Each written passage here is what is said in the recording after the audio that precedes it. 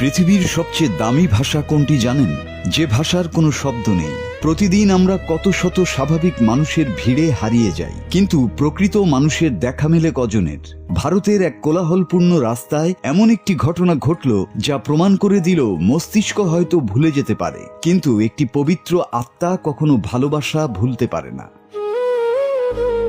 ভিডিওর এই মানুষটির দিকে তাকান।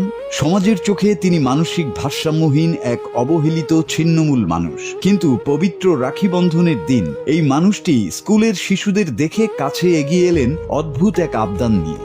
তার মুখে গোছানো কথা ছিল না, কিন্তু চোখে ছিল এক গভীর আকুতি। ছোট্ট মেয়েটি প্রথমে ভয়ে থমকে গেলেও পরক্ষণেই সে লোকটির আত্মার ভাষা বুঝতে পারে।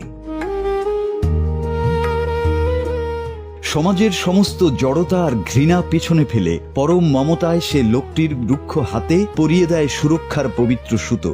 চারপাশের কোলাহল যেন সেই মুহূর্তের জন্য একদম স্তব্ধ হয়ে গিয়েছিল, কিন্তু এরপর যা ঘটল তার জন্য হয়তো কেউই প্রস্তুত ছিল না। রাখি পরানো শেষ হতেই ওই ভারসাম্যহীন মানুষটি মেয়েটির সামনে মাথা নত করলেন। এই নীরব নতজানু হওয়ার মধ্যে কোনো পাগলামি ছিল না, ছিল এক ভাইয়ের অকৃত্রিম কৃতজ্ঞতা আর শ্রদ্ধা।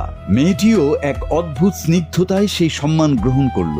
প্রমাণ হয়ে গেল কাউকে সম্মান বা ভালোবাসা দিতে অনেক শিক্ষিত হওয়ার দরকার নেই, মানুষ হতে শুধু একটি সুন্দর হৃদয়ই যথেষ্ট। আমরা সভ্যতার অহংকার করি, দামি পোশাক আর অর্থ দিয়ে মানুষের বিচার করি, কিন্তু এই দৃশ্য আমাদের চোখে আঙুল দিয়ে দেখিয়ে দিল সত্যিকারের উৎসব কোনো ক্যালেন্ডারের পাতায় থাকে না, তা থাকে মানুষের প্রতি মানুষের এমন ছোট ছোট সহানুভূতির মাঝেই। সম্পূর্ণ অপরিচিত দুজন মানুষের মধ্যে গড়ে ওঠা এই মায়ার বন্ধন যেন আমাদের এক নতুন পৃথিবীর স্বপ্ন দেখায়।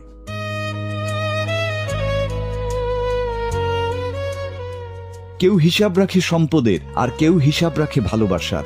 সব হারিয়ে নিঃস্ব হয়ে যাওয়া এক মানুষের কাছে এই ছোট্ট মেয়েটি আজ এক দেবদূতের মতোই হাজির হয়েছিল, আর বিনিময়ে তিনি যা দিলেন তা পৃথিবীর সব সম্পদের চেয়েও দামি।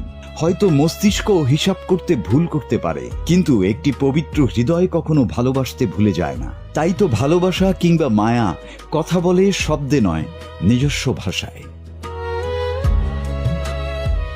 মাসুদ হাসান, বাংলা টিভি।